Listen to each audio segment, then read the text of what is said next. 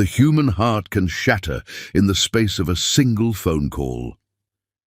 Andre Philip stood at the floor-to-ceiling window of his Singapore hotel suite, watching the city lights blur into streams of gold below. His phone buzzed against the mahogany desk behind him. He'd been ignoring calls for the last hour, focused on reviewing contract terms for the deal that would expand his real estate holdings across Asia. Nearly complete. Just signatures remained. The phone buzzed again, then didn't stop. Something cold twisted in his chest as he turned and saw his mother's name flashing on the screen. Lindsay never called repeatedly unless something was catastrophically wrong. His hand trembled slightly as he reached for the phone. "Mom." The sound that came through wasn't words. It was a wail of pure anguish, raw and animal, the kind of sound that bypasses rational thought and goes straight to the primitive part of the brain that recognizes distress. The kind of sound that makes your stomach drop and your world tilt sideways before you even understand why.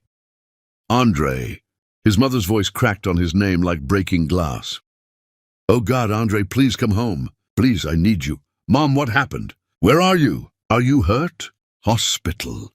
She was sobbing so hard he could barely understand her, words coming in gasps between ragged breaths. "St. Mary's. Your wife. We had an argument and I fell down the stairs. My arm is broken. The doctors say my ribs might be fractured, and she's saying I fell by myself. But that's not what happened. That's not what happened at all." The world tilted sideways. Andre felt his legs carry him to the desk chair, felt himself sitting, but it was like watching someone else's body move. His mother had fallen down the stairs. His wife was involved somehow. Nothing about this made sense. "Slow down, Mom. Take a breath. What do you mean you fell? Was Sophia there? Did she see it happen?" "She was right there." "We were arguing about the bedroom, and she got so angry, angrier than I've ever seen her. And I was trying to walk away, and the next thing I knew I was falling and—" His mother's voice dissolved into sobs again, harsh and broken. In the background he heard other voices, medical staff, someone saying something about x-rays and pain medication and keeping her calm. His other phone started ringing, the one Sophia used to reach him. He stared at both phones, feeling like he was being torn in two. "Mom, I need to understand what happened exactly." "Did Sophia push you down the stairs?" Silence. "Then I don't know." "It happened so fast. We were arguing, and she was so angry, and I was backing away from her because I was scared, and then I was falling. I can't remember exactly what happened, but she was right there, Andre, right there when I fell. And now she's telling everyone I'm lying, but I'm not lying. I have a broken arm." That wasn't a clear accusation. That was confusion and pain and fear all tangled together. Andre felt his pulse slow slightly. An accident during an argument was completely different than an assault. Maybe his mother was confused about what had actually happened. Trauma did that to people, made them remember things incorrectly. "Where's Sophia now? Is she at the hospital with you?" "No, she left." "She just walked out after it happened." What kind of person doesn't stay when someone falls down the stairs? What kind of person just leaves? His mother's voice rose higher, hysteria creeping in. "She called the ambulance, and then she left me there alone. Your sisters are here now. Catherine and Miranda came right away when I called them. But your wife? She's gone." Sophia's call went to voicemail, started ringing again immediately, insistent and urgent. His mother was still talking, still crying, but Andre's mind was splitting itself into pieces, trying to understand what had happened. "Mom, listen to me. I need to call Sophia and find out what happened from her side. I'll call you right back in 5 minutes. I promise. 5 minutes. Don't you dare hang up on me when I'm lying here in the hospital. Your wife I'm not choosing sides. I'm trying to understand what actually happened. 5 minutes, Mom, I promise." He switched lines before she could protest further, his heart hammering so hard he could feel it in his throat. "Andre, thank God!" Sophia's voice came through shaking and raw. "Your mother is at the hospital, and I need you to hear what actually happened. Before she twists this into something it wasn't. Before she makes me the villain in whatever story she's already telling everyone." That wasn't the response of someone who just hurt his mother. That was the response of someone expecting to be blamed. Someone who knew what was coming and was trying to get ahead of it. Tell me everything. From the beginning. Don't leave anything out. I came home from the grocery store around 3. Went upstairs to put away the clothes I'd washed that morning. When I walked into our bedroom, everything was different. Your mother had completely redecorated it. Again. She changed the curtains to these heavy white lace things that make the room look like a funeral home. She'd moved our furniture around, put photographs of you as a child on my nightstand like she was trying to erase me from my own space. Our private bedroom, Andre, the one place that's supposed to be just ours. Her voice was steady, but he could hear the tremor underneath, the barely controlled emotion. So I went to find her, asked her why she'd done it. She said she wanted to freshen things up. I told her that our bedroom was private and she couldn't just redecorate it without asking us first. She said it was her house. She'd do whatever she wanted. We argued. It got loud. I told her I was tired of her treating me like a guest in my own marriage, tired of her acting like this house was only hers when it's supposed to be our home too. How loud did it get? I raised my voice. I was angry. But I didn't threaten her, Andre. I didn't get in her face or advance on her or do anything aggressive. We were standing about 10 feet apart in the hallway. She started backing toward the stairs, saying I was being ungrateful, that she was just trying to help make our home beautiful. I stayed where I was. And then she fell. Just fell backwards. I tried to grab her, but I was too far away. She went down hard. Andre closed his eyes, trying to picture it, trying to understand how this had happened, then what happened. Then I ran down the stairs to help her. She was conscious, crying, saying her arm hurt. I tried to help her up, and she started screaming at me to get away from her. Told me not to touch her. So I backed off and called an ambulance. Stayed on the phone with them until they arrived. When the paramedics got there, she told them we'd had an argument and she fell. She didn't say I pushed her. She said she fell. That's what she told the paramedics, Andre. She's saying something different now. She's saying she doesn't remember exactly what happened, but that you were right there when she fell, that she was backing away from you. Silence stretched across the miles between them. Then Sophia's voice came back, colder now, harder. So she's already changing the story. That's what she does, Andre. She manipulates situations to make herself the victim. She creates these dramas where everyone has to rally around her and comfort her and take her side. She has a broken arm, Sophia. She's actually hurt. I know she's hurt. I saw her fall. I'm not saying she's faking the injuries. I'm saying I didn't cause them. We were arguing and she fell while backing away. That's what happened. That's the truth. But I can already hear it in your voice. You're wondering if I did something to her. I'm not wondering anything. I'm trying to piece together what happened from 2 different accounts. No. Sophia cut him off, and something in her tone made his blood run cold. You're deciding who to believe. Your mother, who's been undermining our marriage since the day we got married, or your wife, who's never given you a single reason not to trust her. And I can already tell which way you're leaning. That's not fair. None of this is fair. Get home, Andre. Get on a plane and come home and we'll talk about this face to face. But I'm telling you right now, your mother is going to spend every hour before you get here making me look like a monster. And you need to decide if you're going to believe her lies or if you're going to trust me. I haven't decided anything. Yes, you have. I can hear it in your voice. The doubt, the hesitation. After 3 years of marriage, you're doubting me because your mother fell during an argument and is now playing the victim.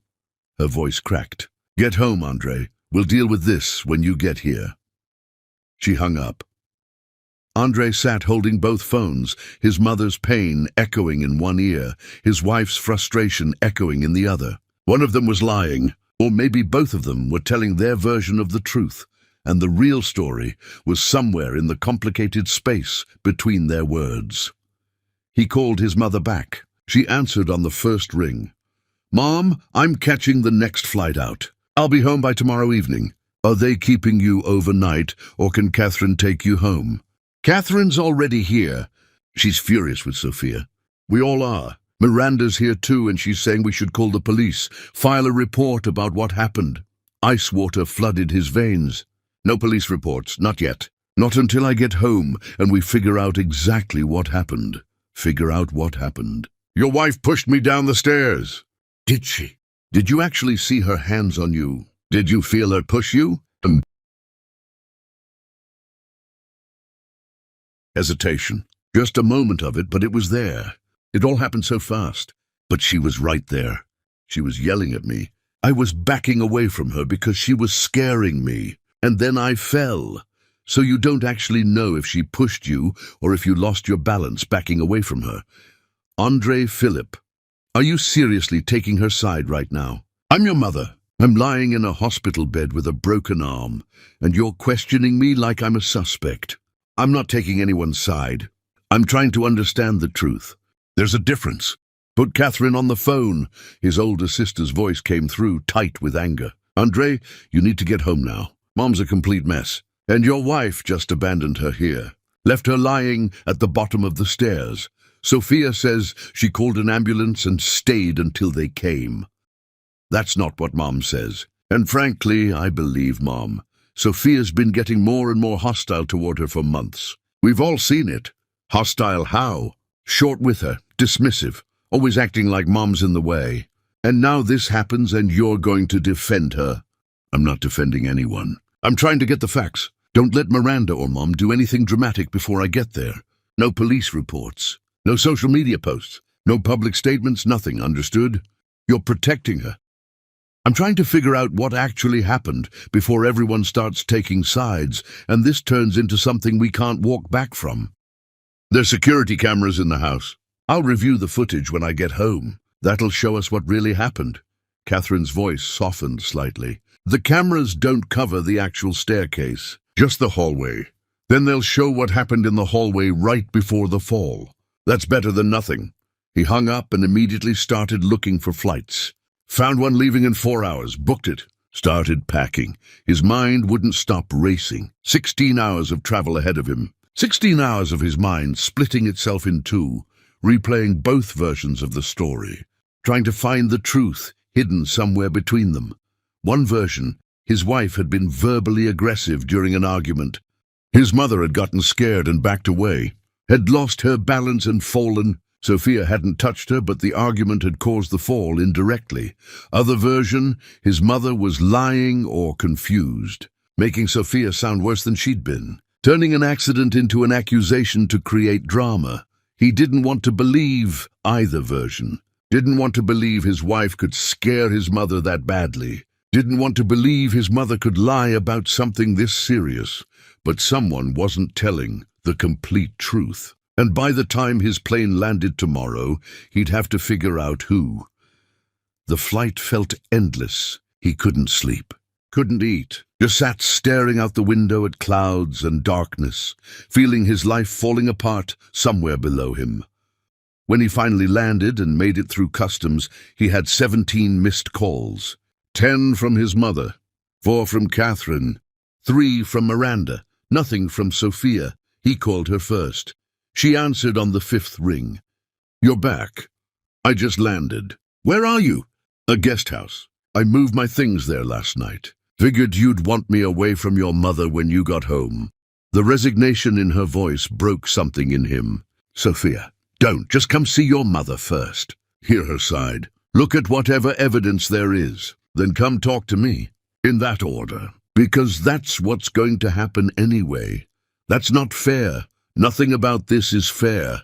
Your mother fell down the stairs and somehow I'm the villain. So go be with her. I'll be here when you're ready to hear my side. If you ever are. She hung up. Andre drove to the estate, feeling like he was driving toward the end of everything he'd built. Chapter 2. The family that chose sides.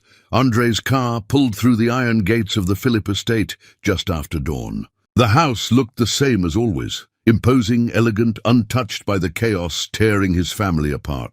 But he knew the moment he walked through those doors, nothing would ever be the same again. His mother was in the main living room, right arm encased in a cast from wrist to elbow, propped up on pillows. Catherine sat on one side of her, Miranda on the other.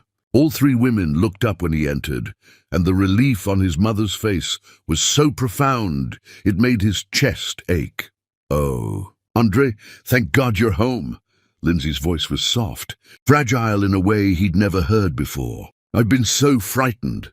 He crossed to her, knelt beside her chair and carefully examined the cast. The bruising he could see creeping out from under the plaster was deep purple, almost black. His stomach turned. "Tell me what happened, everything, and I need you to think very carefully because Sophia's telling a different story, and I need to understand where the truth is." Lindsay drew a shaky breath, her good hand trembling as she reached for a tissue. "We were upstairs yesterday afternoon. I'd spent the morning redecorating your bedroom, just freshening things up. You know how I like to keep the house looking beautiful. When Sophia came home and saw what I'd done, she was furious. Absolutely furious in a way I've never seen her before." "What did she say?" "Eddie." "She started screaming at me about how I had no right to touch anything in her space. Called it her house, not mine. Said she was tired of me interfering in her life, tired of me being around, tired of having to deal with me every single day." Lindsay's voice caught. "I tried to calm her down, tried to explain that I was just trying to help, but she wouldn't listen. She just kept getting angrier and angrier." Andre listened carefully, comparing this version to what Sophia had told him. The basic facts matched. Argument about redecorating, both women angry, escalating tension. But the emotional tone was completely different. Then what happened? "I got scared. The way she was looking at me, the rage in her voice, I've never seen her like that. So I started backing away, trying to get some distance between us. I was heading toward the stairs, to go downstairs, to get away from her. And that's when I fell. I was backing up and I lost my balance and went backwards down the stairs. I remember trying to grab the railing, but I couldn't catch it. Then I hit the bottom and everything went white with pain." Catherine spoke up, her voice tight. "When we got here, Mom was at the bottom of the stairs crying. Sophia was upstairs packing a bag. Didn't even come down to see if Mom was okay." "That's not what Sophia says. She says she called an ambulance and stayed with Mom until it arrived. She called an ambulance and then disappeared into your bedroom," Miranda corrected, her tone sharp with accusation. "The paramedics had to call upstairs to get her to come down. When she finally showed up, she was cold as ice. No emotion, no apology. Just stood there looking annoyed that we were all making a fuss." Andre's head was starting to pound. Too many conflicting details. Too many different perspectives on the same event. "Mom, I need to ask you something, and I need you to be completely honest. Did Sophia physically touch you? Did her hands make contact with you in any way?" Lindsay's eyes filled with tears. "I don't know. It all happened so fast. But she was right there when I fell. Right there. And I was backing away from her because she was scaring me. That's what I remember. Being scared and trying to get away." "So you're not saying she pushed you? You're saying you fell while backing away from her during an argument?" "I'm saying I was so frightened by her rage that I fell trying to get away from her. Whether her hands touched me or not, she caused this." Lindsay gestured to her cast, her bruises. "This is her fault." Andre stood, feeling the weight of his family's expectations pressing down on him. His sisters were watching him carefully, waiting to see which side he'd take. His mother looked at him with such trust, such certainty that he'd protect her. "I need to see the security footage." "Andre," Catherine started. "No, before anyone makes any more accusations, I need to see what actually happened. We have cameras in the upstairs hallway. They'll show us what led up to the fall." He went to his study and pulled up the security system, found the timestamp from yesterday afternoon. His sisters followed him, leaving their mother alone in the living room. The footage showed Sophia walking upstairs, carrying shopping bags around 2:30. Showed her entering the master bedroom. 4 minutes later, both women appeared in the hallway. Even without audio, he could see the tension in their body language. Sophia's gestures were large, emphatic. She was clearly angry, clearly upset, but she stayed in roughly the same position near the bedroom door. Lindsay responded, her own body language defensive. Then Lindsay started backing up. slowly at first, then faster, toward the stairs. Sophia didn't advance, didn't move toward his mother at all, just stood in the same spot, still gesturing, still clearly arguing. Then Lindsay backed out of frame, toward where the stairs must be. Sophia remained in frame for another 3 seconds, still gesturing. Then her expression changed. Shock, horror. Her hands flew to her mouth and she ran out of frame toward where Lindsay had disappeared. Andre rewound it, watched it again, and again. The footage was clear. Sophia had not advanced on his mother, had not moved toward her at all. Lindsay had backed away during the argument and backed right off the top of the stairs. She didn't push her, Catherine said quietly, staring at the screen. She didn't even get close enough to push her. But look at how angry she is, Miranda argued. Look at her body language. Mom said she was terrified, and you can see why. Sophia was clearly being aggressive. Being angry during an argument isn't the same as being violent, Andre said, his mind racing through implications. The footage shows Mom backing away, backing toward the stairs. Sophia didn't advance. She stayed put. So you're taking her side? Miranda's voice went cold. Your mother is sitting in there with a broken arm, and you're defending the woman who caused it. I'm not defending anyone. I'm looking at what actually happened. And what happened is Mom fell during an argument. Sophia didn't push her, didn't get close enough to push her. This is unbelievable, Miranda turned on her heel. I'm going back to Mom. At least she has one child who's loyal to her. After Miranda left, Catherine stayed. Stared at the screen, showing the paused image of Sophia gesturing, Lindsay backing away. What are you going to do?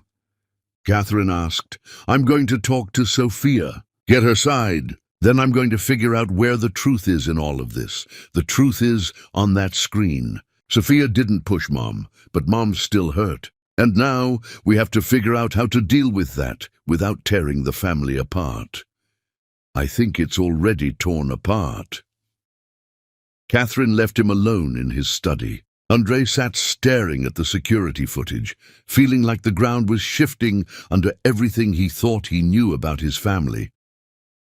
His mother hadn't been pushed, that was clear, but she was still injured, still claiming Sophia had been threatening, still painting herself as the victim of his wife's rage.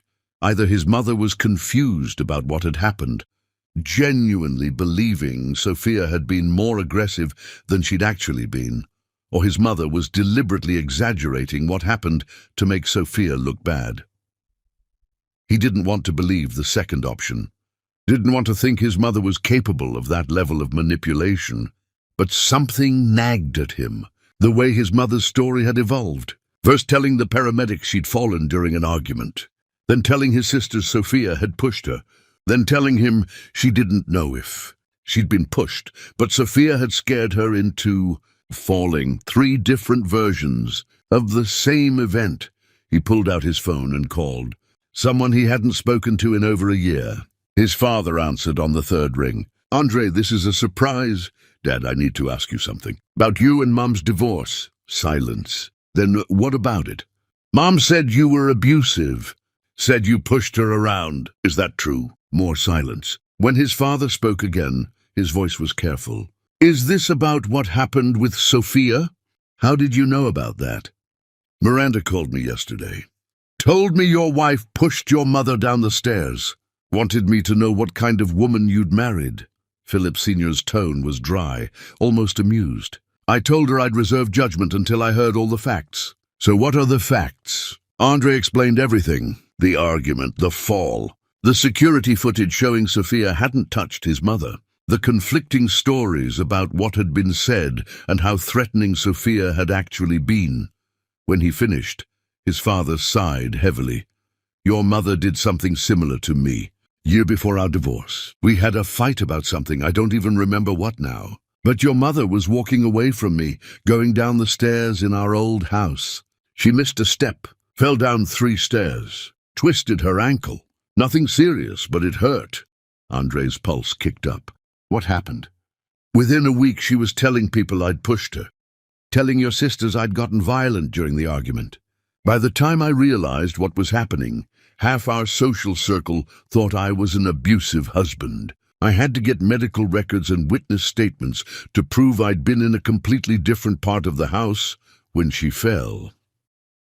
Why didn't you ever tell me this? Because you were her son. You loved her as you should. I wasn't going to poison that relationship by making you choose sides in our divorce. But since you're asking now, I'll tell you, your mother has a pattern. When she feels like she's losing control of a situation or losing control of someone she wants to control, she creates a crisis, makes herself the victim, forces everyone to rally around her. It's how she maintains her position at the center of everything. Andre felt sick. You think she's doing that now? With Sophia? I think Sophia probably did exactly what she says. Asked for reasonable boundaries, got frustrated when your mother ignored them, raised her voice during an argument. Your mother felt threatened by those boundaries and saw an opportunity when she fell. An accident became a weapon she could use against Sophia. That's a serious accusation. I know, but you asked me for the truth. That's what I believe the truth is. Your mother isn't evil, Andre, but she's very, very good at playing victim when it serves her purposes. And right now, making Sophia look bad serves her purposes very well. After hanging up with his father, Andre sat in his study for a long time. The pieces were starting to fit together in a pattern he didn't want to see, but he couldn't ignore it anymore. He needed to talk to Sophia, needed to hear her side again now that he'd seen the footage and talked to his father, needed to understand what was really happening in his family. The guest house sat at the edge of the property, surrounded by the garden Sophia had planted over the past 3 years. He found her on the porch, sitting in a chair with her knees pulled up to her chest, looking smaller and more vulnerable than he'd ever seen her. "You watched the footage," she said. "Not a question. I did. And it shows you didn't push her. Shows you didn't even get close to her. She backed away during the argument and fell.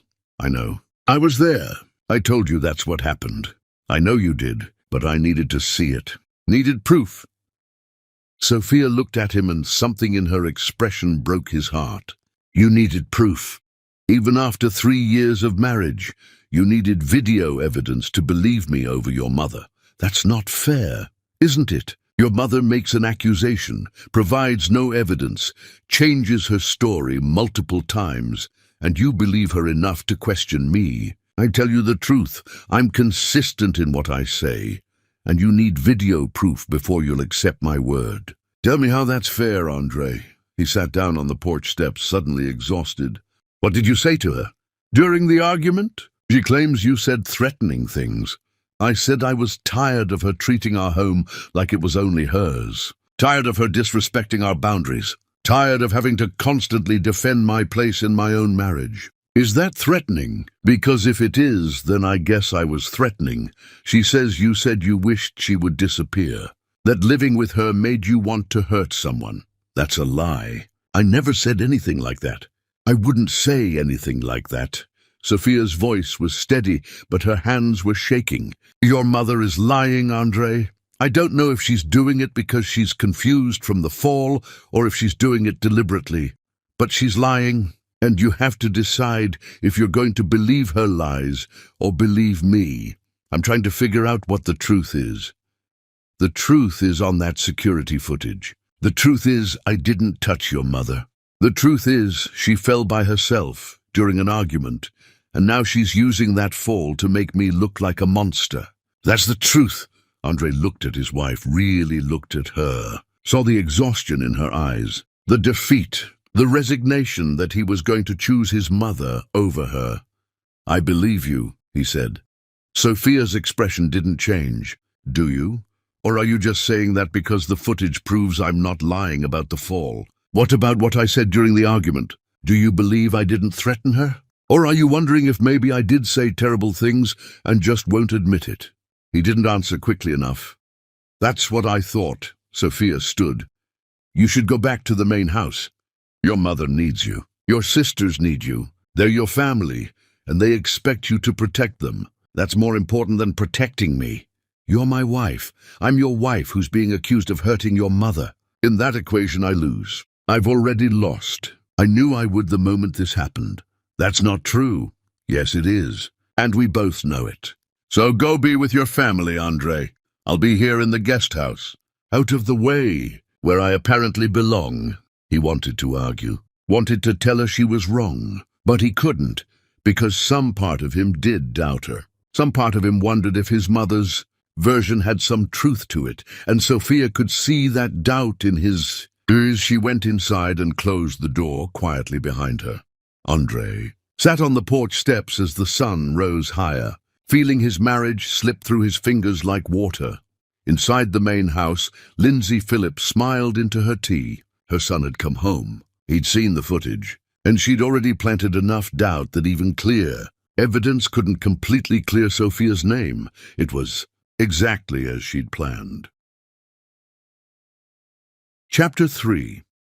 The Slow Destruction. The whispers started on the third day. Sophia woke in the guest house to her phone buzzing with text messages. Not the worried, "Are you okay?" messages from close friends. The careful probing, "I heard something happened," and messages from acquaintances who smelled drama and wanted details. She deleted them without responding.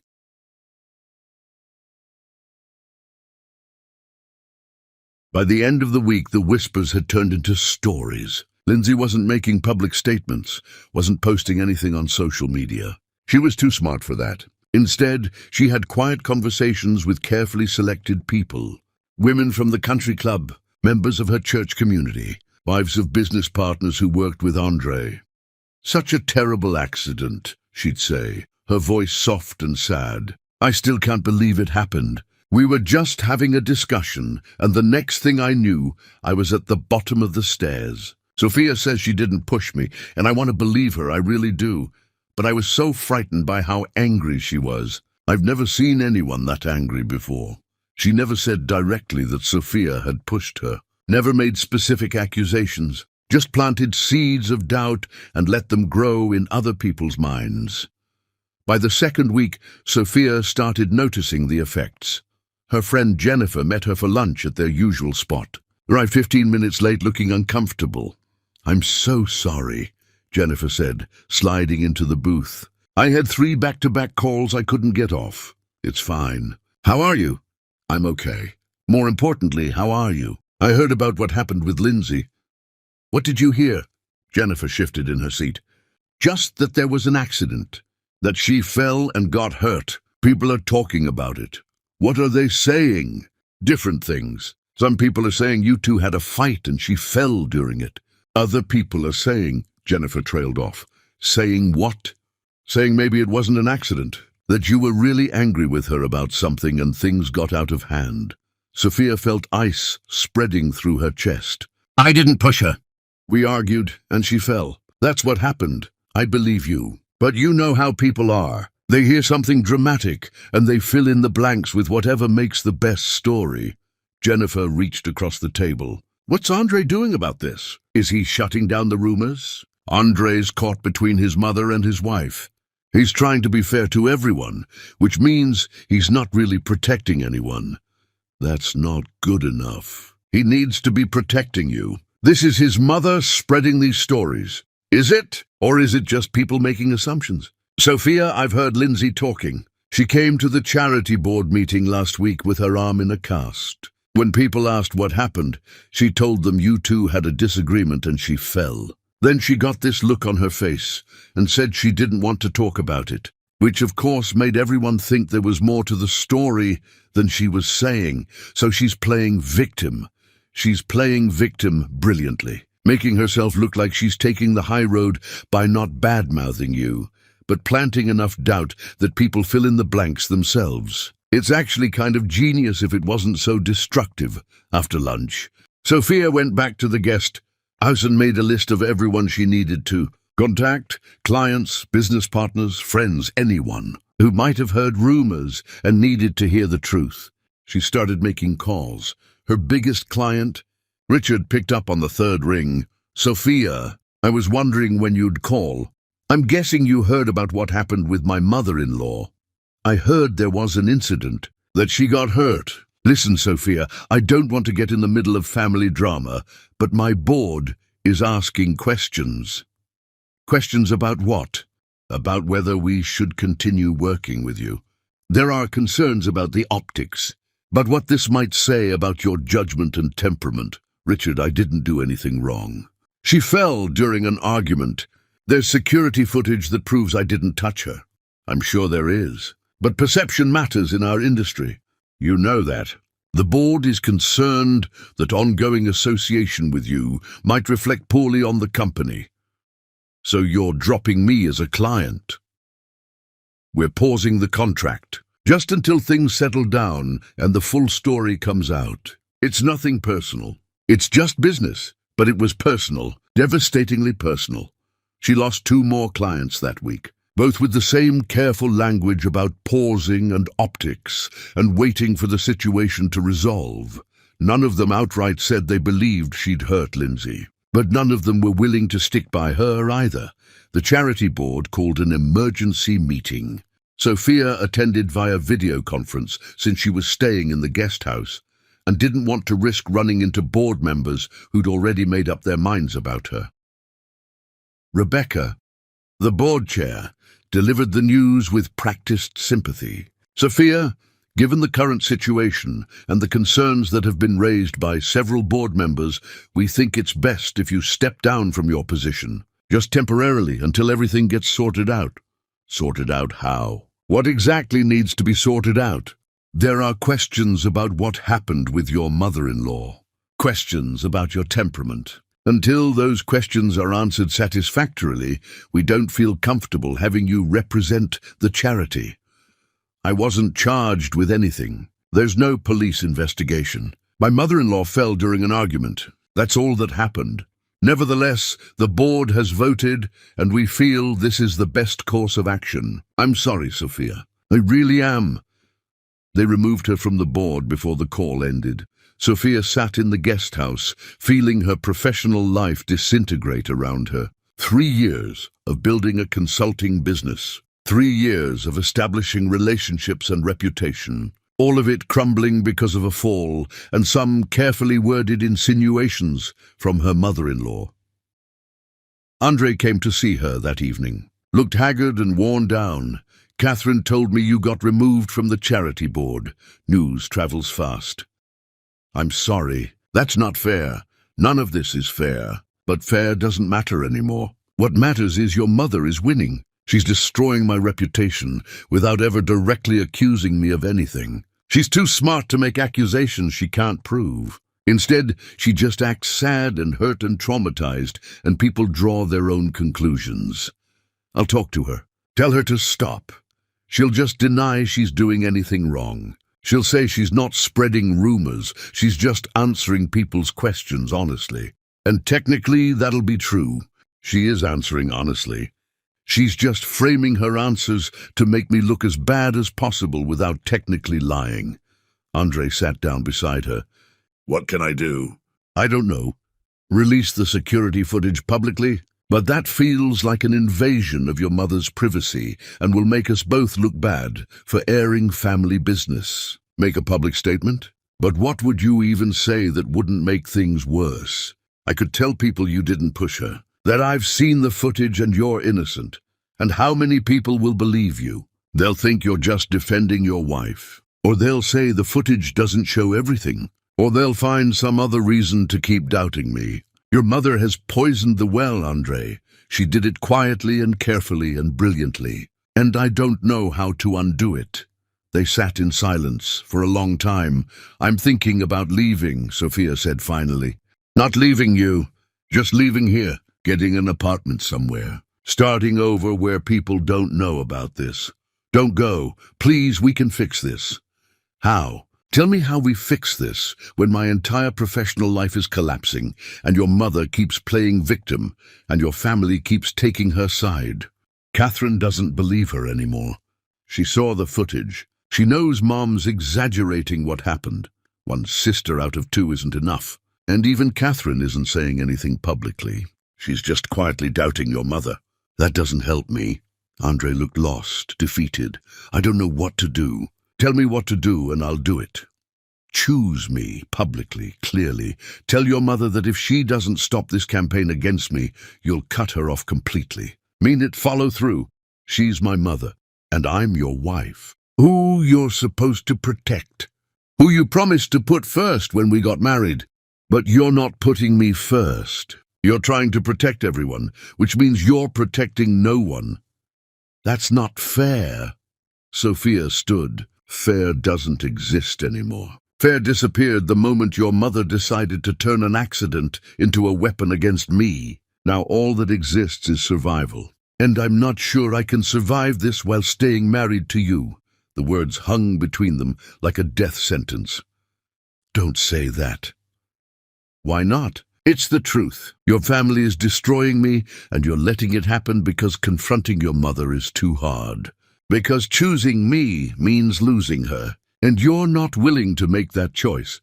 I am willing. I'm just trying to find a way to do it that doesn't burn everything down.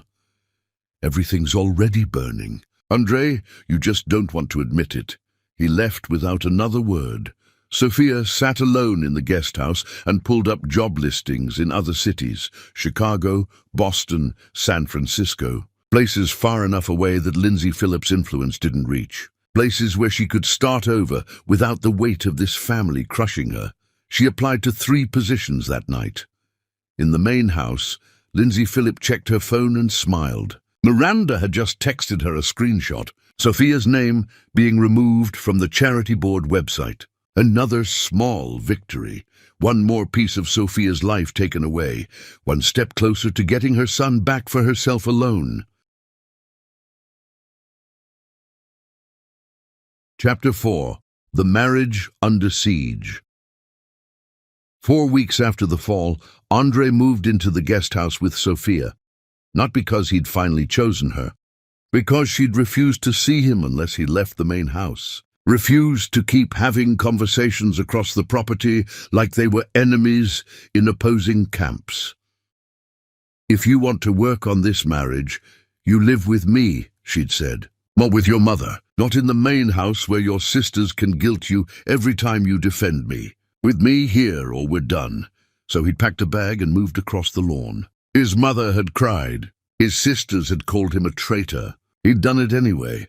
It wasn't the grand romantic gesture Sophia had hoped for. It was a reluctant compromise. But it was something. They lived together like polite strangers. Andre sleeping on the couch because Sophia wasn't ready to share a bed.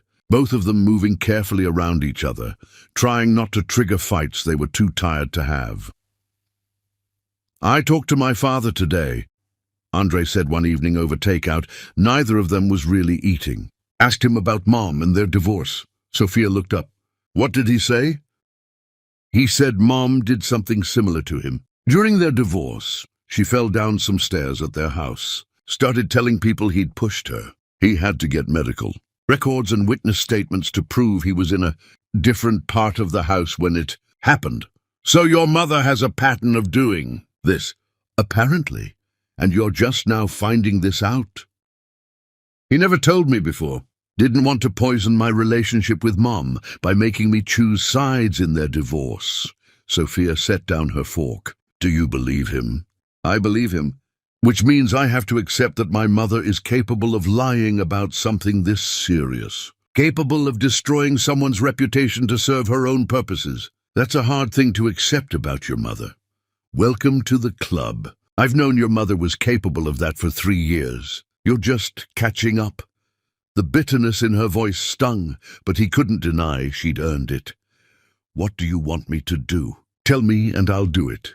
I want you to tell your mother that what she's doing is unacceptable. That's spreading rumors about me, playing victim, destroying my professional reputation. All of it needs to stop immediately, or there will be consequences. What consequences? That's up to you. But they have to be real. They have to matter. She has to understand that her behavior is costing her something important. Andre nodded slowly. I'll talk to her tomorrow. But talking to his mother proved harder than he'd anticipated. Lindsay refused to see him unless he came to the main house. Refused to acknowledge that she'd done anything wrong. When he finally cornered her in the living room with Catherine present as a witness, his mother's response was exactly what Sophia had predicted. "I don't know what you're talking about. I haven't spread any rumors about Sophia. People ask me what happened, and I tell them the truth. We had an argument and I fell. That's all I've said to anyone." "You're framing it to make Sophia look bad. You know you are." "I'm answering questions honestly. If people make assumptions based on what I tell them, that's not my fault. I can't control how people interpret things." "Mom, Sophia's lost 3 clients because of the rumors. She got removed from the charity board. Her professional reputation is being destroyed. That's not because of me. That's because she got into a loud argument with me, and I ended up seriously injured. Actions have consequences, Andre. Maybe she's learning that. She didn't injure you. You fell by yourself, while backing away from her rage. She terrified me so badly I fell down the stairs. The security footage shows her standing in one place. She didn't advance on you, so you're calling me a liar now?" "Your own mother?" Catherine intervened. "Mom, we've all seen the footage. Sophia didn't move toward you. You backed away during the argument and fell. Maybe you remember it differently because you were scared, but that's what actually happened." Lindsay's face hardened. "So both of my children are taking her side now. The woman who came into this family and tried to destroy it is more important than your own mother." "Nobody's trying to destroy anything," Andre said. "But you need to stop talking to people about what happened. Stop making Sophia sound dangerous. Stop playing victim. I am a victim. Look at my arm. Look at what happened to me. You're a victim of an accident, not a victim of assault. There's a difference. Get out," Lindsay said coldly. "Both of you, get out of my house." "This is the family house," Catherine corrected. "It belongs to all of us." "Then get out of my sight. I don't need children who think I'm a liar." They left. Catherine followed Andre back to the guest house. "That went well," Catherine said sarcastically once they were safely away from the main house. "She's not going to stop. She's enjoying this too much. Enjoys being the center of attention, having everyone rally around her, watching Sophia suffer." "What are you going to do?" I don't know. But I can't keep living like this. My wife is being destroyed, and my mother is the one destroying her.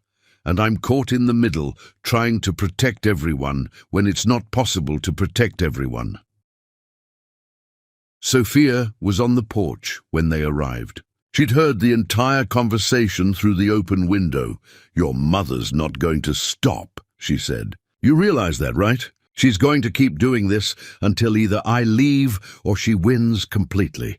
So what do we do?" You cut her off completely. No more visits. No more financial support beyond bare necessities. No more family dinners or holidays. You make her understand that destroying me means losing you. That's extreme. So is what she's doing to me. I've lost half my clients, lost my position on the charity board, and people I've known for years are crossing the street to avoid me. Your mother did that, deliberately, with malice. And she's not going to stop unless there are real consequences. Catherine nodded. Sophia's right. I've watched Mom manipulate people my entire life. She doesn't respond to reasoning or requests. She only responds to consequences. Andre looked between his wife and his sister. If I cut Mom off, Miranda will never forgive me. Half the family will take her side. It'll destroy relationships that can't be repaired. Then you have to decide what matters more, Sophia said quietly. Those relationships or your marriage, because you can't have both. Your mother's made sure of that. He didn't answer, couldn't answer, because he didn't know what the right choice was. That night, lying on the couch in the guest house, while Sophia slept alone in the bedroom, Andre made his decision. He called a family attorney the next morning and had legal papers drawn up, a formal letter to his mother. She would receive a basic monthly stipend for living expenses, but nothing more. No access to family business accounts, no credit cards tied to his accounts, no financial support beyond the minimum needed to survive, and no contact with him, unless she publicly retracted her statements about Sophia. He had the papers delivered by courier. His mother's response came 2 hours later, a text from Miranda. What you're doing to Mom is cruel and unforgivable. She's devastated. She's been crying for an hour. I hope you're happy now. I hope Sophia's happy now that she's destroyed our entire family." Andre showed the text to Sophia. She read it without expression. "How do you feel?" And she asked. "Like I just set fire to everything I've ever known." "Do you regret it?" "I regret that it was necessary, but no. If this is what it takes to protect you, then this is what I have to do."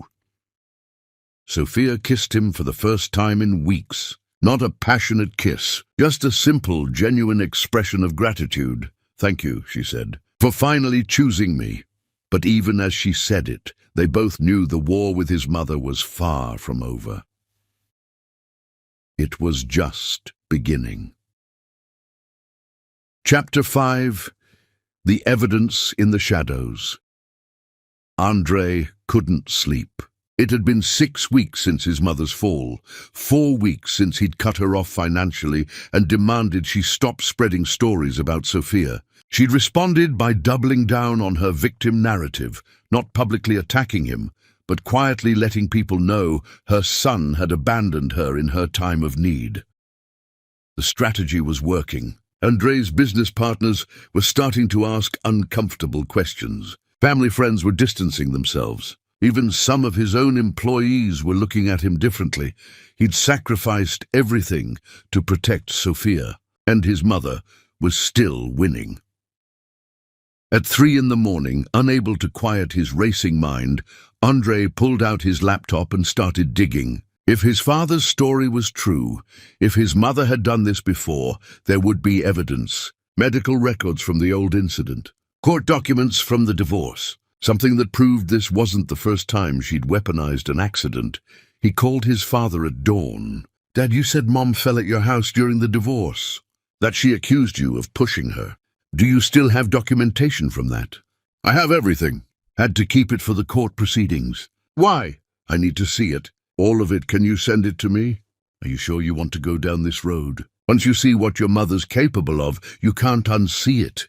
I'm already down this road. I just need the map."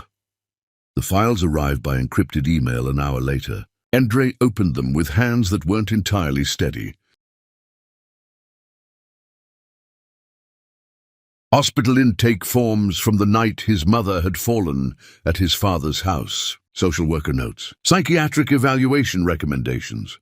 Court transcripts where his father's lawyer had argued that Lindsay's accusations were part of a pattern of manipulative behavior. The social worker's notes were particularly damning. Patient presented with minor injuries from fall down 3 stairs. Claims husband pushed her during argument. Husband denies physical contact. Patient's account contains multiple inconsistencies. First stating fall was accidental, then claiming she was pushed, then stating she doesn't remember exactly what happened. When confronted about inconsistencies, patient became hostile and tearful.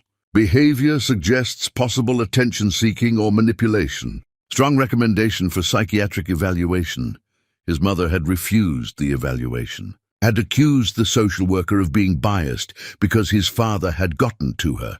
The same playbook she was using now with Sophia.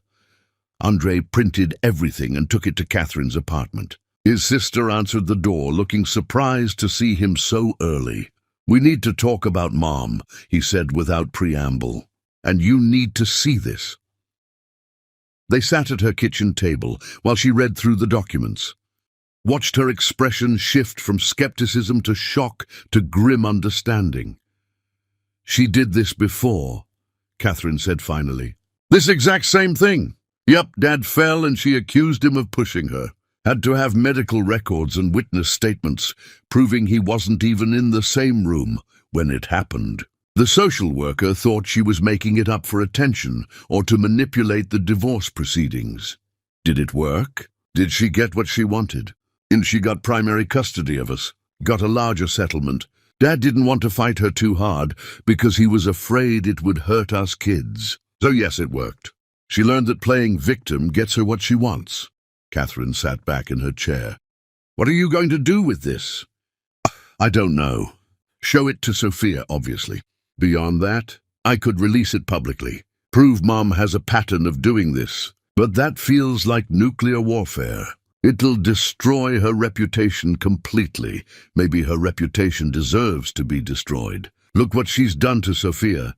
She's still our mother. She's a manipulative liar who's destroyed two people's lives that we know of, probably more we don't know about. At what point does being our mother stop protecting her from consequences? Andre didn't have an answer. He took copies of the documents back to the guest house, found Sophia working at her laptop, applying for jobs in other cities. She looked up when he walked in. "You're up early." "I found something." "About my mother." He handed her the stack of papers. "She did this before. To my father during their divorce." Sophia read through everything slowly.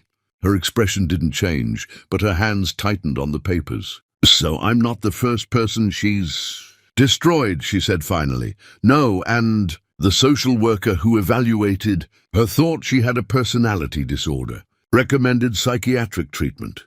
Mom refused. Of course she did. People with personality disorders rarely think there's anything wrong with them." Sophia set the papers down. "What are you going to do with this?" "I could release it. Prove she's lied about things like this before. It would clear your name. It would also destroy your family. Publicly humiliate your mother. Make you look like you're attacking her. People will say you're being cruel to a sick woman, but it's the truth. The truth doesn't always set you free. Sometimes it just creates more damage." Sophia stood and paced the small living room. "If you release this, your mother will never forgive you. Miranda will never forgive you. Half your family will cut you off. And I'll be blamed for it. People will say I manipulated you into attacking your own mother. So we do nothing. Let her keep destroying you? No, we use it strategically. Keep it as leverage. Let your mother know you have evidence of her pattern of behavior. Tell her that if she doesn't stop the rumors and clear my name, you'll release everything." Andre considered this. "That's blackmail. That's self-defense. She's been waging war against me for 6 weeks. This is how we fight back without becoming the monsters people think we are." The next day, Andre requested a meeting with his mother. She agreed on the condition that it took place in the main house with Miranda present. He walked into the living room to find both women waiting for him. His mother looked smaller somehow, more fragile. The cast was off her arm now, replaced by a brace. She was milking the injury for every bit of sympathy she could get. "Andre," Lindsay said coldly. "Miranda said you wanted to talk." "I did. I wanted to give you a chance to do the right thing before I'm forced to do something neither of us want." "Is that a threat?" "It's a fact." "I have evidence, Mom. Evidence that you've done this before. During your divorce from Dad, I have medical records, social worker evaluations, court transcripts. All of it documents that you accused Dad of pushing you when he didn't, that you have a pattern of creating crises and playing victim." The color drained from his mother's face. "Those records are private. You had no right. Dad gave them to me. They're his records from his court case, and they show exactly what you're doing to Sophia right now. You're following the same playbook you used with Dad. An accident becomes an accusation. You don't quite say the other person hurt you, but you imply it. You plant seeds of doubt. You make yourself the victim. This is completely different. Is it? Because the social worker who evaluated you thought you were lying then too. Thought you were manipulating the situation for attention and control, just like you're doing now." Miranda stood up. "You can't seriously be threatening Mom with this. She's the one who got hurt. She's the victim here. She's the victim of an accident, not a victim of Sophia. The security footage proves Sophia didn't touch her. But Mom's spent 6 weeks destroying Sophia's reputation anyway. And I'm done letting it happen." Lindsay's eyes filled with tears. "So you're going to humiliate me? Destroy my reputation? Make everyone think I'm crazy? I'm going to give you a choice. You can publicly acknowledge that Sophia didn't push you, that you fell during an argument, but that Sophia never touched you and never threatened you. You can stop spreading rumors and letting people believe Sophia was violent. Do that and these records stay private. And if I don't, then I release everything. Every medical record, every evaluation, every piece of evidence that shows you've done this before. And I let people draw their own conclusions about whether you're doing it again. You wouldn't do that to your own mother. Andre met her eyes steadily. Try me. The silence that followed was thick with years of manipulation and control, finally reaching their breaking point. Get out, Lindsay said finally. Get out of this house. That's not an answer, Mom. You have 1 week to decide. Clear Sophia's name or I clear it for you by showing everyone what you really are. He left. Behind him, Miranda started crying, and Lindsay sat in frozen silence, finally understanding that her son was serious. The game had changed, and for the first time in her life, Lindsay Phillip was going to face real consequences for her actions. Chapter 6, The Breaking Point. The week Andre gave his mother to decide felt like a lifetime. Sophia had mixed feelings about the ultimatum. Part of her was grateful he was finally standing up to Lindsay. Part of her was terrified of what would happen when this all became public. Because even if they proved Lindsay had a pattern of lying, Sophia would still be the woman who'd driven a wedge between a mother and son. She couldn't win. The narrative was already written. On day 3 of the week, Catherine showed up at the guest house unannounced. "We need to talk," she said, walking in without waiting for invitation. "About what you're planning to do to Mom." "What Andre's planning," Sophia corrected. "I'm not making him do anything. Aren't you? He's planning to publicly destroy our mother to protect you. That sounds like something you'd want. What I want is for your mother to stop lying about me. What I want is to get my reputation back. What I want is to not lose my entire career because your mother decided to weaponize an accident against me." Catherine sat down heavily. "I know Mum's exaggerating what happened. I saw the footage. I know you didn't push her. But releasing those old medical records feels like revenge, not justice. It's documentation. Proof that your mother has done this before. If she won't clear my name voluntarily, then yes, we'll use evidence that shows she's lied about similar things in the past. It'll destroy her.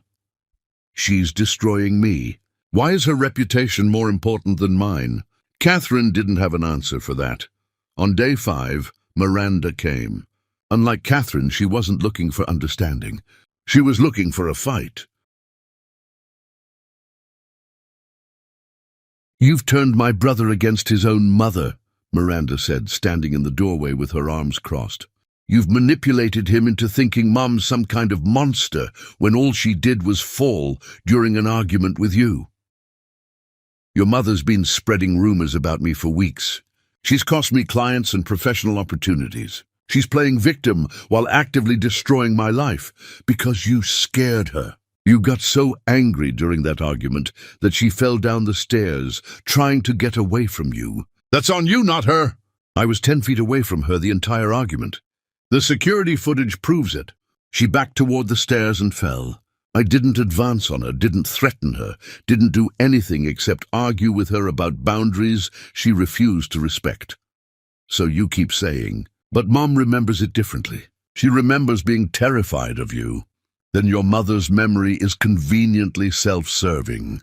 She remembers it in a way that makes her the victim and me the villain.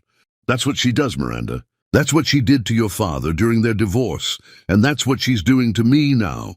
Miranda's face flushed red. Don't you dare bring Dad into this. That situation was completely different, was it? Because the pattern looks identical to me. Someone threatens your mother's control. She creates a crisis, makes herself the victim, destroys the other person's reputation. Rinse and repeat.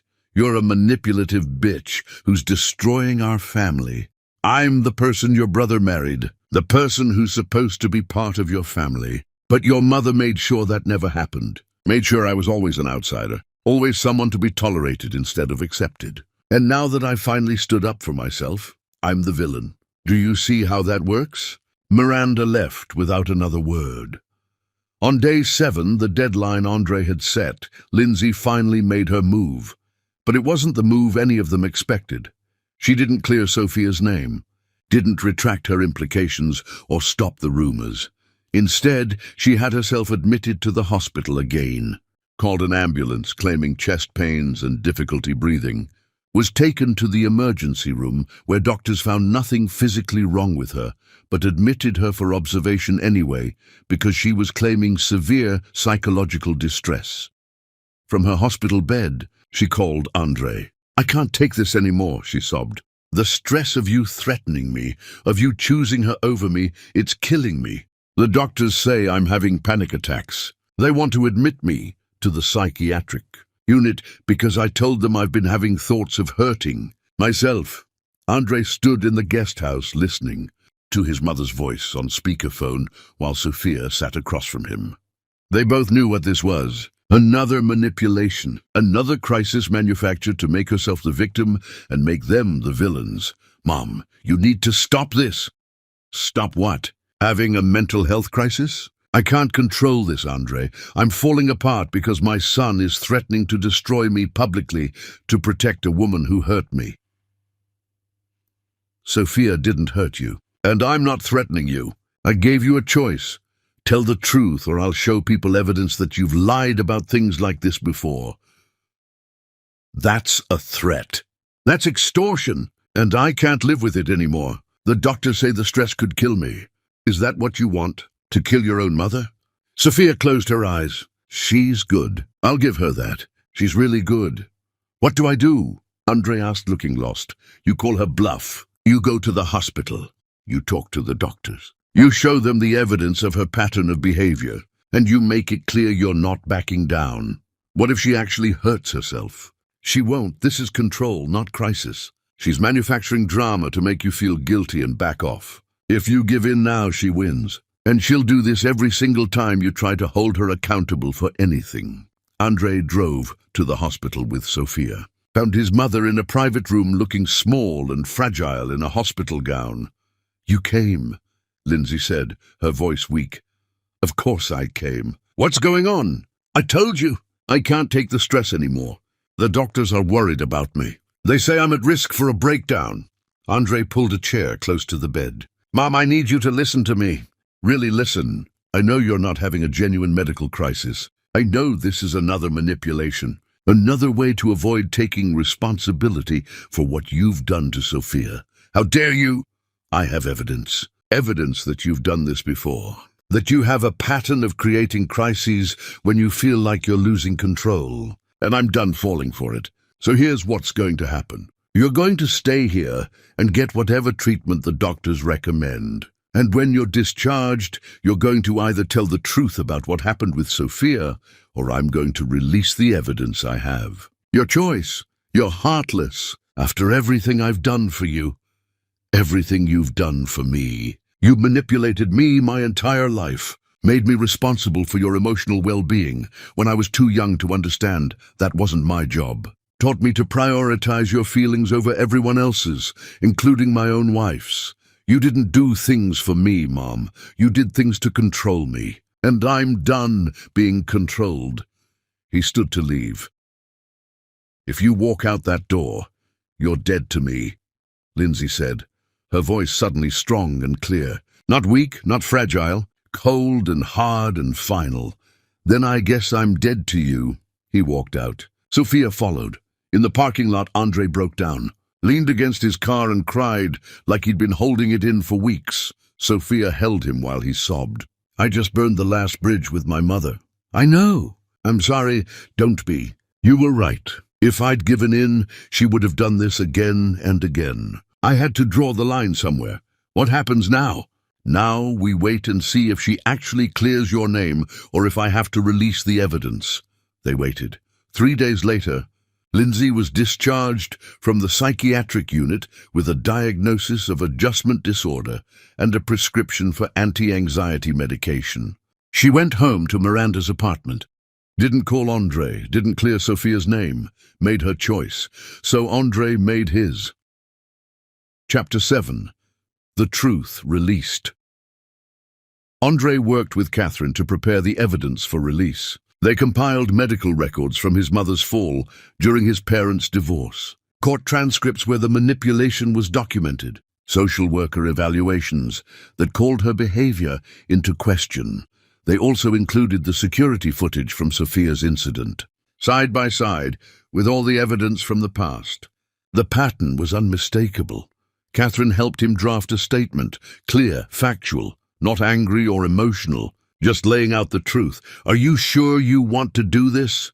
Catherine asked the night before they planned to release everything. "Once it's out there, you can't take it back, I'm sure. Sophia's losing her career because of Mom's lies. If I don't do this, Mom wins and Sophia loses everything. I can't let that happen." They released the documents to a carefully selected journalist who specialized in family dynamics and had written extensively about personality disorders and manipulation. Someone who would handle the story with nuance instead of sensationalism. The article went live on a major news website 3 days later. The Philip family case, when family loyalty masks decades of manipulation. It detailed everything. Lindsay's accusations against Andre's father, the social worker's concerns, the court proceedings, the pattern of creating crises and playing victim, and finally, the current situation with Sophia, including the security footage that proved Sophia hadn't touched Lindsay. The article was fair to everyone involved. It acknowledged that Lindsay likely had untreated mental health issues, that she might genuinely believe her own versions of events. But it also made clear that whether her behavior was intentional manipulation or genuine delusion, the effect was the same: destroyed reputations and damaged relationships. The response was immediate and overwhelming. Some people expressed sympathy for Lindsay, pointed out that someone with a personality disorder shouldn't be vilified for behavior they couldn't control, argued that Andre and Sophia should have handled this privately instead of publicly. But more people expressed sympathy for Sophia, shared their own stories of being falsely accused, talked about how hard it is to defend yourself when someone plays victim so effectively that proving your innocence makes you look like the aggressor. Sophia's former clients started reaching out, apologizing for dropping her, asking if she'd be willing to work with them again. The charity board issued a statement saying they'd reconsidered their decision and would welcome Sophia back if she was interested. People who'd been avoiding her started inviting her to coffee, to lunch, to events, apologizing for believing rumors, asking for her forgiveness. It should have felt like victory. Instead, it felt like devastation, because the price of clearing Sophia's name was the complete destruction of what was left of Andre's relationship with his mother. Miranda sent him a text. "I hope you're happy. You've destroyed Mom to protect your wife. Don't ever contact me again." Family friends sent concerned messages about how cruel he'd been to a sick woman, how he should have protected his mother's privacy, how airing family problems publicly was wrong. And Lindsay herself. She gave one interview to a sympathetic local news station where she cried and said her son had betrayed her, that she'd been diagnosed with mental health issues she was trying to treat, that releasing her private medical records was a violation and she'd never forgive him. She didn't retract her implications about Sophia, didn't admit she'd lied, just painted herself as a sick woman being victimized by her own son and daughter-in-law. Andre watched the interview alone in the guest house while Sophia was out meeting with a potential client. Watched his mother cry and play victim one more time, and felt nothing, not anger, not sadness, just exhaustion. When Sophia came home, she found him still staring at the blank TV screen. "You saw her interview," she said. "I saw it. I'm sorry. Don't be." She's never going to admit she was wrong, never going to take responsibility. This is who she is. I just had to accept it. Sophia sat beside him. "Do you regret it? Releasing the evidence?" Andre thought about it. Really thought about it. "No, I regret that it was necessary. But I don't regret doing it. You deserve to have your life back, even if the cost is my relationship with my mother. That's a heavy cost." "It is. But it's the cost of choosing you. And I should have chosen you from the beginning." They sat together in silence, holding hands, knowing they'd survived something that breaks most couples. But they'd survived with scars, deep ones. Over the next weeks, Sophia slowly rebuilt her professional life. took back old clients, took on new ones, built her reputation on her own merits instead of on her connection to the Philip family. Andre dealt with the fallout in his family. Miranda stopped speaking to him completely. Extended family members sent disapproving messages. His mother moved to Boston to live with her sister, unable to stay in the city where everyone now knew her pattern of behavior. Catherine was the only family member who stood by him. "You did the right thing," she told him over coffee one afternoon. "It was brutal and public and painful, but it was right. Mom needed to face consequences for once in her life.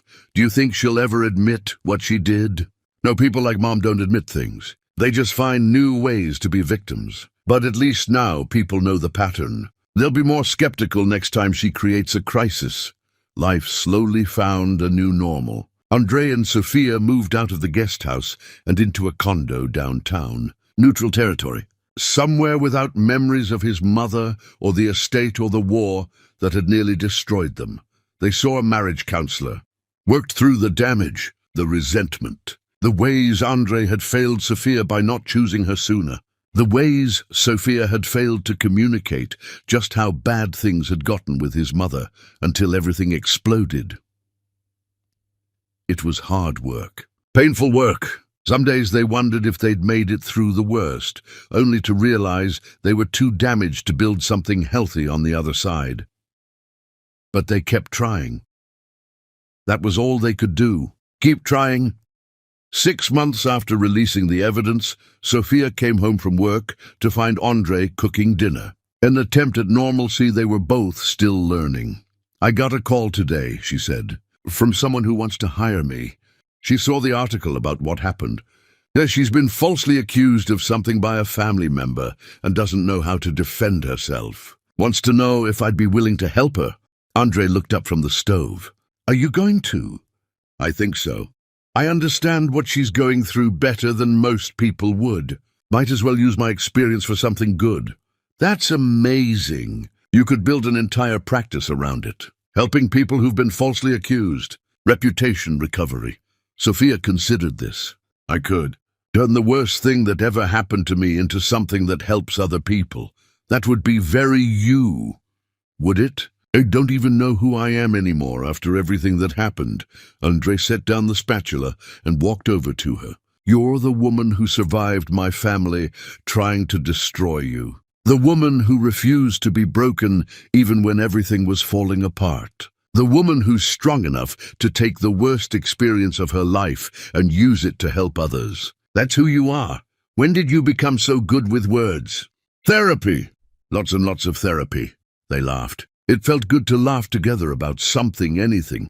That night, wrapped in each other's arms, Sophia asked the question she'd been afraid to ask for months. "Do you think we're going to make it?" Andre was quiet for a long time. "I think we're going to keep trying. And maybe that's enough. Maybe it is. It wasn't a fairy tale ending. It wasn't everything magically fixed, but it was honest and real. And for now, that was more than they dared hope for 6 months ago."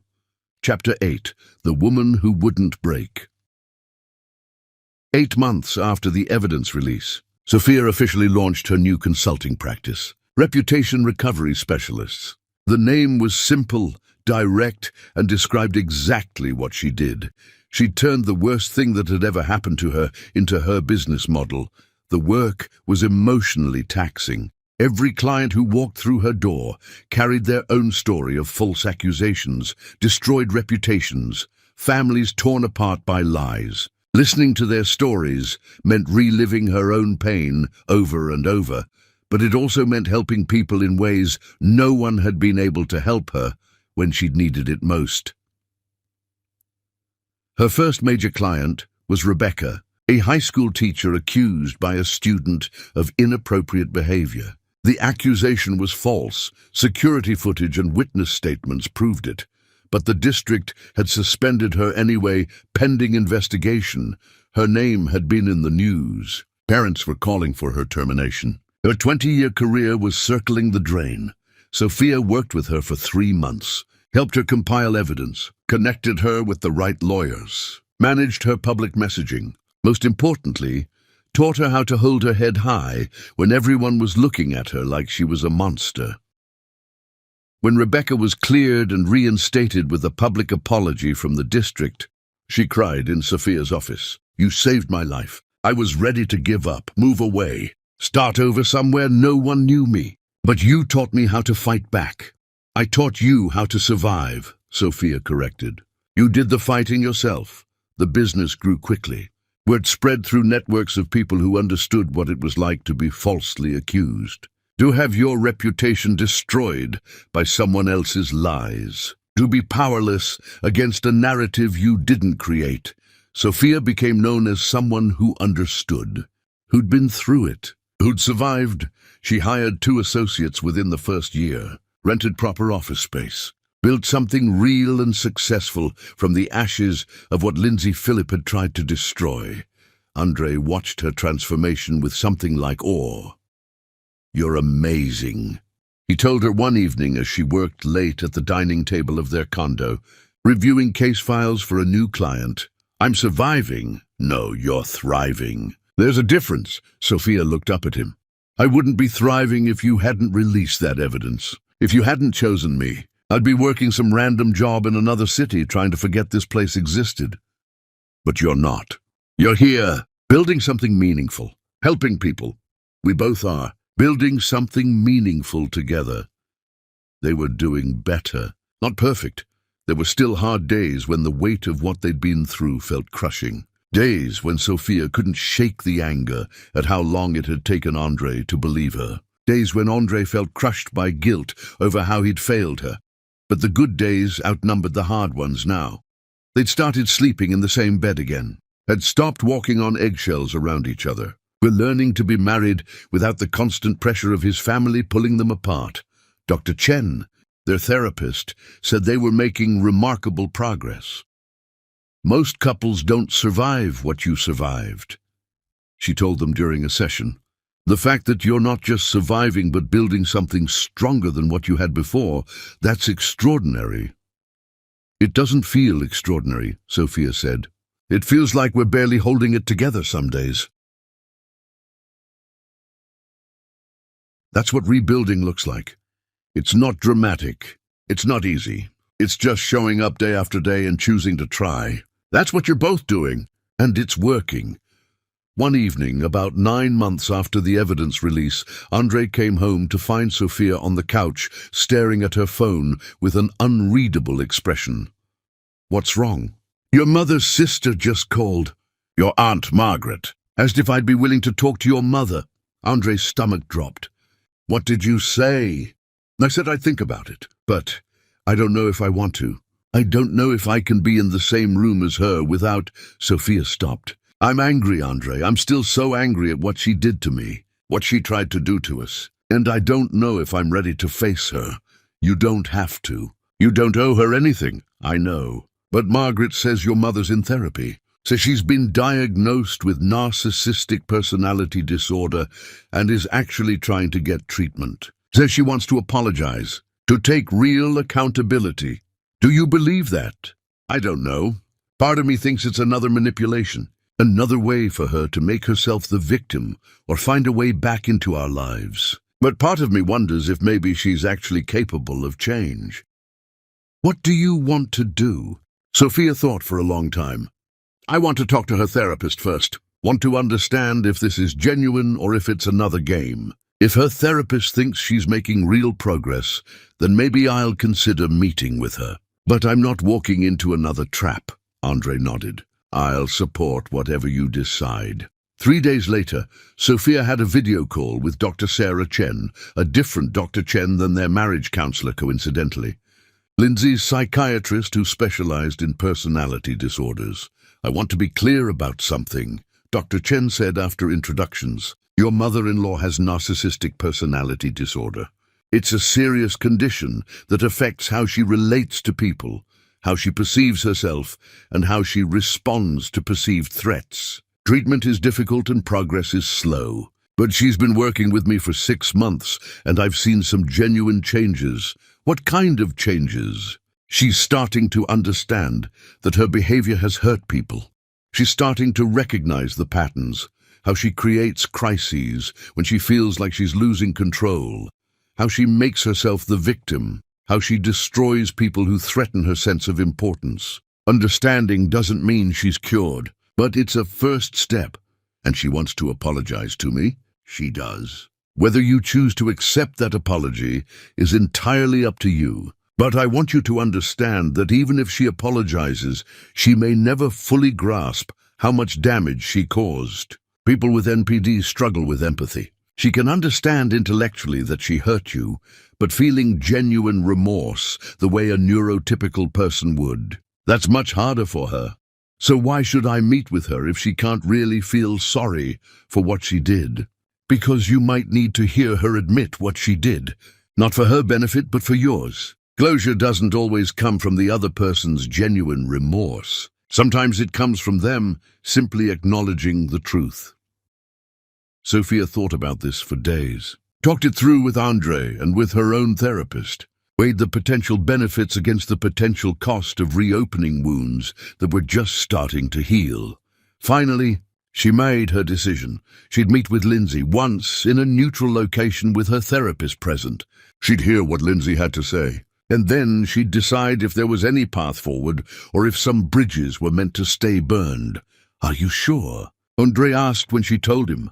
"No, but I think I need to do this. For me, not for her. I need to hear her admit what she did so I can finally close this chapter of my life. I'll come with you."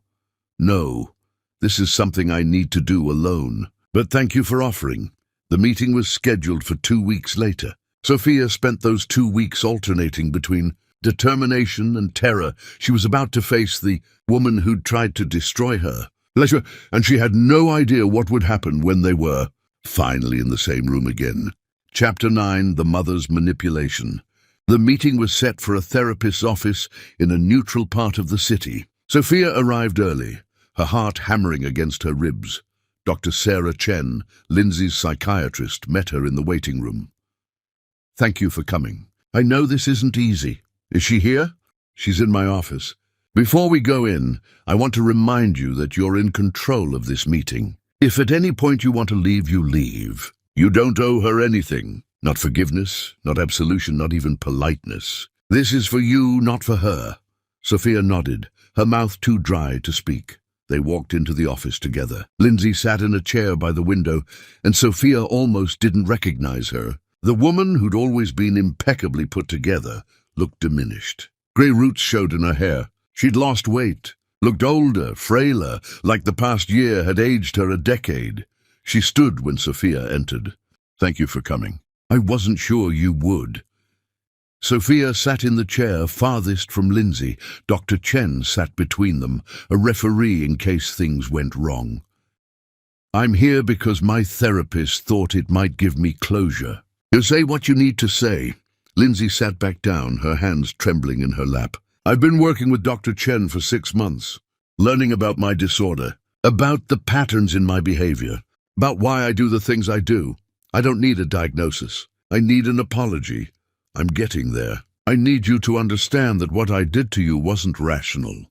I have narcissistic personality disorder. When you set boundaries with me, when you tried to establish independence in your marriage to Andre, my brain interpreted that as abandonment, as you trying to destroy me. And when I feel threatened like that, I attack. I create crises. I make myself the victim and destroy the person I perceive as the threat. So you're saying you couldn't help it? That you're not responsible because you have a disorder? No, I'm saying I understand why I did it now, but that doesn't excuse it. I made choices. I chose to exaggerate what happened when I fell. I chose to imply you'd been violent. I chose to spread rumors that destroyed your reputation. Those were choices, not symptoms. And I'm responsible for those choices. Sophia felt something shift in her chest. This was different than she'd expected. Lindsay wasn't playing victim, wasn't making excuses, was actually taking responsibility. Why? Why did you do it? Because you were taking Andre away from me. Or that's how it felt. In reality, you were just helping him become an independent adult. But I couldn't see it that way. I'd built my entire identity around being Andre's mother, around being the center of his life. When you came along and he was happy without needing me constantly, I panicked. I felt like I was disappearing, like I didn't matter anymore. So you decided to destroy me instead. Yes, I saw an opportunity when I fell, an accident I could weaponize against you. I could make myself the victim and you the villain, force Andre to choose between us. I thought if I could make him doubt you, I could win him back completely. That's sick. I know. That's what the disorder is. A sickness that makes me destroy people to protect my fragile sense of self. But knowing that doesn't undo what I did to you. Sophia sat with this for a long moment. Lindsay was saying all the right words, taking accountability, explaining without excusing. It was everything Sophia had wanted to hear, so why didn't she believe it? You're doing it again, Sophia said suddenly. Right now. You're doing it again. Lindsay looked confused. Doing what? Oh, playing a role. This time the role is reformed narcissist seeking forgiveness, but it's still a performance. You're still manipulating. You're just using different tactics. Dr. Chen leaned forward. What makes you think that, Sophia? Because she's too perfect, too self-aware, too willing to take blame. People with narcissistic personality disorder don't suddenly become this insightful after 6 months of therapy. They fight every step of the way. They resist seeing themselves clearly. But she's sitting here calmly explaining her disorder like she's reading from a textbook, like she's studied what I need to hear and is delivering it perfectly. Lindsay's expression flickered. Just for a second, something cold passed across her face before the mask of contrition settled back into place. I understand your skepticism, Lindsay said. I've given you every reason not to trust me, but I swear to you, I'm trying to change. I'm in therapy twice a week. I'm on medication. I'm doing the work. Why? Why now? Because your son cut you off? Because you lost your place in the family? Because people know what you are? None of that is real accountability. It's just you facing consequences and trying to escape them. That's not fair. Fair? Sophia's voice went hard. You want to talk about fair? You destroyed my career, my reputation, nearly destroyed my marriage. You did that deliberately and systematically and without remorse. And now you want me to believe you've changed in 6 months? That you're suddenly capable of genuine remorse? Dean, I didn't say it was genuine remorse. Dr. Chen explained to you that I struggle with empathy. But I can understand intellectually that I hurt you.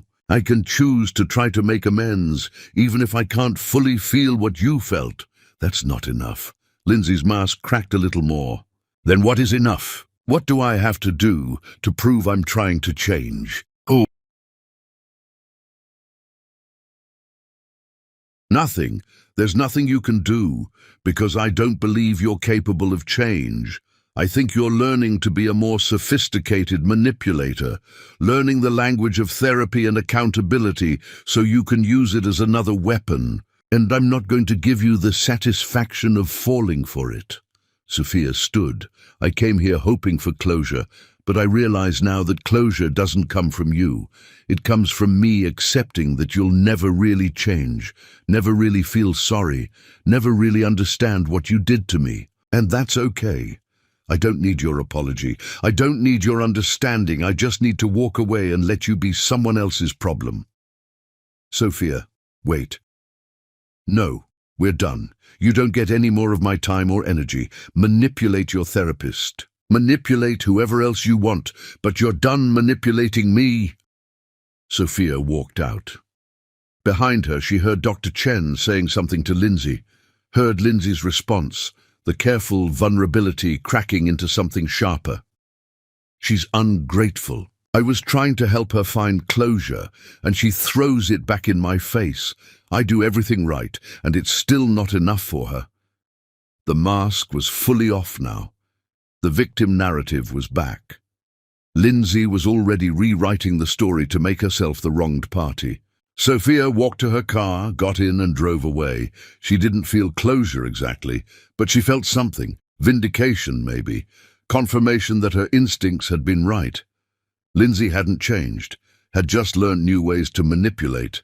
When she got home, Andre was waiting on the couch looking anxious. How did it go? Your mother tried to convince me she's changed, that she's in therapy and taking accountability and wants to make amends. Do you believe her? Not for a second. She's just learned how to weaponize therapy language, how to say what people need to hear to think she's self-aware. But underneath, she's the same person she always was. So what now? Now I stop letting her live in my head. Stop wondering if she'll change, or if she'll apologize for real, or if she'll ever understand what she did. She won't, and that's her problem, not mine. Andre pulled her into his arms. I'm proud of you. For what? For seeing through her, for not giving her another chance to hurt you, for being strong enough to walk away. I'm tired of being strong. I want this to be over. It is over. She's in Boston. We're here. We're building our life without her. That's what over looks like. Sophia let herself be held, let herself feel the safety of being with someone who finally, consistently chose her. She's never going to leave us. Alone completely, is she? She'll always find ways to try to worm back in. Probably. But we'll handle it. Together. We're stronger than she is now. Are we? We survived her trying to destroy us. That makes us pretty damn strong. Later that night, Sophia got a text from Dr. Chen. I'm sorry the meeting didn't go the way you hoped. For what it's worth, I think you're right. Your mother-in-law is learning to mimic accountability without feeling it. She's using therapy to become a more effective manipulator. I'm terminating our sessions. She doesn't want to change. She wants tools to avoid consequences. I won't help her do that. Sophia showed the text to Andre. Even her therapist sees it now. That must feel validating. It does. But it's also sad. She'll never get better. She'll just keep destroying people until no one's left who trusts her. That's her choice, not our problem. They went to bed that night with the knowledge that Lindsay Phillip would never be part of their lives again. Not because they were cutting her off this time, but because she'd burned every bridge by refusing to genuinely change. The war was over, and Sophia and Andre had survived it together. Chapter 10. The Final Test. 1 year after the fall, Sophia and Andre sat across from each other at a small cafe. The same cafe where they'd had dozens of difficult conversations over the past months. It had become their place, neutral ground where they could be honest without the weight of home pressing down on them. We need to talk about where we are, Sophia said, her hands wrapped around a mug of tea she wasn't drinking. Really talk. No therapy, no mediation, just us. Okay. Andre looked nervous. What do you want to talk about? Whether this is working, whether we're actually rebuilding something or just going through the motions because we're too stubborn to admit we can't fix what got broken. Andre flinched. Is that what you think? That we're going through the motions? I don't know what I think. Some days I look at you and I remember why I fell in love with you, why I married you. Other days I remember you standing in that guest house telling me you needed to figure out what happened instead of just believing me. Both versions of you are real and I don't know how to reconcile them. I'm not that person anymore, the person who doubted you. Aren't you? What happens if something goes wrong again? If someone accuses me of something or if there's another crisis? Will you believe me this time? Or will you need evidence and investigation before you take my side? Andre sat with the question. I don't know. I want to say I'd believe you immediately, but I've learned I'm capable of failing you in ways I didn't think I was capable of, so I can't promise I wouldn't fail you again. The honesty of it hurt, but it was better than false promises. At least you're being real. I'm trying to. Dr. Chen says I need to accept that I damaged us, that I can't undo it. All I can do is show up every day and prove I'm trying to be better. Is that enough? For both of us?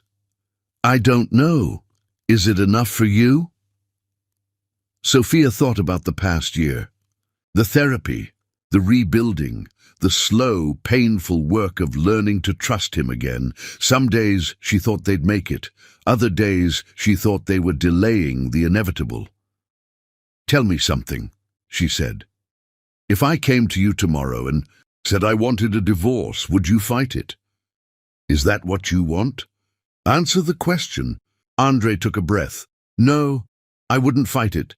If you needed to leave to be happy, I'd let you go.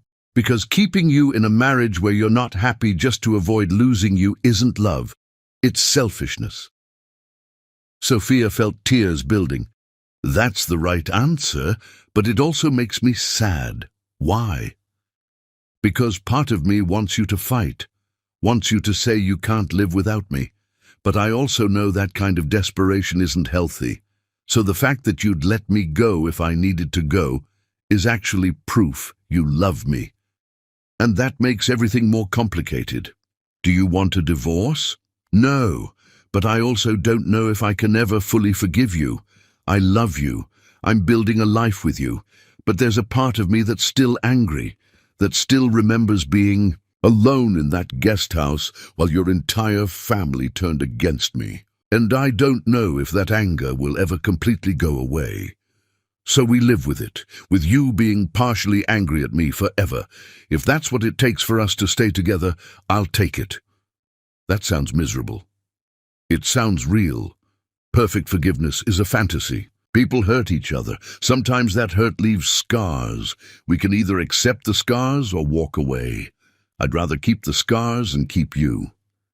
Sophia finally took a sip of her tea. It had gone lukewarm. Your mother came to see me, 2 weeks ago. Andre went pale. What? Where? My office. Just walked in like she had every right to be there. Wanted to tell me she'd been in therapy and wanted to make amends. She put on this whole performance about being reformed and taking accountability. What did you do? I told her I didn't believe her. That she was just learning new manipulation tactics. And I walked out. Good. She doesn't get to do this again. Andre's phone buzzed on the table. He glanced at it and his face went white. What is it? Miranda. She says Mom collapsed. She's in the hospital. They think she had a stroke. The cafe seemed to freeze around them. This was it. The moment that would define everything they'd been building. Sophia watched Andre's face carefully. Watched the war happening behind his eyes. His mother. The woman who'd tried to destroy them. Lying in a hospital bed. You should go, Sophia said quietly. I don't want to leave you. I'm not asking you to leave me. I'm telling you to go see your mother. She's had a stroke. You need to be there. After everything she did, she's still your mother, and you'll regret it forever if you don't go. I won't be the reason you have that regret. Andre stared at her. Come with me. No. Sophia, no, this is between you and her. I don't need to be there, but you do. So go. What if it's another manipulation? What if she's faking to get me back? Then you'll know for sure what she is. But what if it's real and you don't go? Can you live with that? Andre stood, his hands shaking. I'll call you as soon as I know what's happening. I know you will. Go. He kissed her forehead and left. Sophia sat alone in the cafe, her tea now cold, and waited. 3 hours later, Andre called. It was real. She had a stroke. Significant damage. They don't know if she'll recover fully. I'm sorry. Miranda's here. Catherine's on her way. They're asking about you. Asking if you'll come. Do you want me to come? Silence. Then only if you want to. I'm not asking you to forgive her. I'm not asking you to pretend everything's okay. But if you want to come, I want you here. Sophia thought about it. Thought about the woman who tried to destroy her lying in a hospital bed. Thought about the easy choice. Stay away, let karma do its work. And thought about the hard choice. Show up, be the bigger person. Prove that Lindsay hadn't broken her. I'll be there in 20 minutes. When Sophia walked into the hospital room, she found Andre sitting beside his mother's bed. Lindsay looked small and vulnerable, half her face drooping from the stroke. Catherine stood on the other side. Miranda was in the corner, looking at Sophia with pure hatred. "You have some nerve showing up here," Miranda said. "Miranda, don't," Andre warned. "Don't what?" "She destroyed our family. Turned you against Mom, and now Mom's lying here because of the stress she caused. Stop!" The word came from the bed. Lindsay's voice was slurred but clear enough. A good eye fixed on Miranda. "Stop, not her fault, my fault. All my fault." Everyone in the room went still. "Mom, you need to rest," Catherine started. "No, need to say this." Lindsay's good hand reached toward Sophia. "Come here, please." Sophia approached slowly, stopped at the foot of the bed. "I destroyed you," Lindsay said, each word clearly painful. "On purpose, because I couldn't stand that Andre loved you more than he needed me. I'm sorry, really sorry. Not because I'm dying, because I finally understand what I took from you." Sophia felt tears she hadn't expected. "Why now? Why tell me this now?"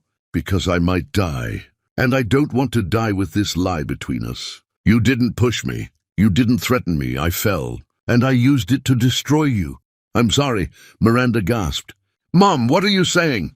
"The truth, finally, the truth." Lindsay looked at Andre. "Your wife is stronger than me, kinder than me, better than me in every way. I was jealous, so I tried to break her, but she survived, and I'm proud of her for that. Proud that my son married someone that strong." Sophia couldn't stop the tears now. This wasn't manipulation. This was a woman facing death and finally telling the truth. "I don't forgive you," Sophia said. "I can't. You destroyed me, and I'll carry that forever. But I hear you. I hear your apology, and I hope you find peace. Don't deserve peace. Deserve exactly what I'm getting." Lindsay looked at her children. "Don't blame her for any of it. She was the victim. I was the monster. Remember that when I'm gone." The machines started beeping. Nurses rushed in. The family was ushered out.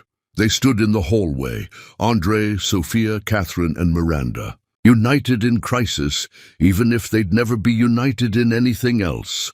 "She might not make it through the night," Catherine said quietly. "The doctors are preparing us." Miranda looked at Sophia with something that might have been understanding, or might have been defeat. "You could have stayed away, made her die without seeing you." "I could have. But I'm not her. I don't hurt people even when they've hurt me." They sat in the waiting room for hours. At dawn, a doctor came out. Lindsay had stabilized. She'd survive, but the damage was extensive. She'd need full-time care. Would never be the same. Andre and Sophia drove home in silence as the sun rose over the city. In their condo, Sophia finally spoke. "You passed the test." "What test?" "The one I didn't tell you about. When you got that call about your mother, I watched your face. I watched you struggle with whether to go, and you asked me to come with you. You didn't leave me behind. You didn't choose between us. You included me. That's what I needed to see. I'll always include you now. I learned that lesson the hard way. I know, and that's why I think we're going to make it. Not because we're perfect, but because you finally understand what choosing me actually means. Does this change anything?" Her apology? "It changes that I know she finally understood what she did. But it doesn't erase the damage. Some things can't be erased. They just become part of your story. And what's our story? Our story is that we survived something that destroys most couples. We're scarred. We're imperfect. But we're still here, still choosing each other. That's enough." Andre pulled her close. "I love you. I'm sorry it took almost losing you for me to learn how to love you right. I love you too. Even with the scars, maybe because of them. They remind us what we survived. They held each other as morning light filled their home. Not perfect, not healed completely, but together, truly together for the first time in their marriage. Because sometimes love isn't about never failing each other. It's about learning from the failures and choosing to stay anyway. Lessons from this story. When someone you trust makes you choose between them and your partner, they're the problem, not your partner. Love isn't about control. It's about freedom to build your own life. Trust without evidence is how love should work. If you need proof before believing your partner, you've already failed them. Belief should be your starting point, not your conclusion. Some people will destroy you to protect their own importance. When someone weaponizes victimhood against you, walk away. You can't win against professional manipulators. You can only refuse to play their game. Surviving together matters more than perfect love. Scars from fighting for each other are better than smooth skin from never being tested. Real love isn't pretty, it's persistent.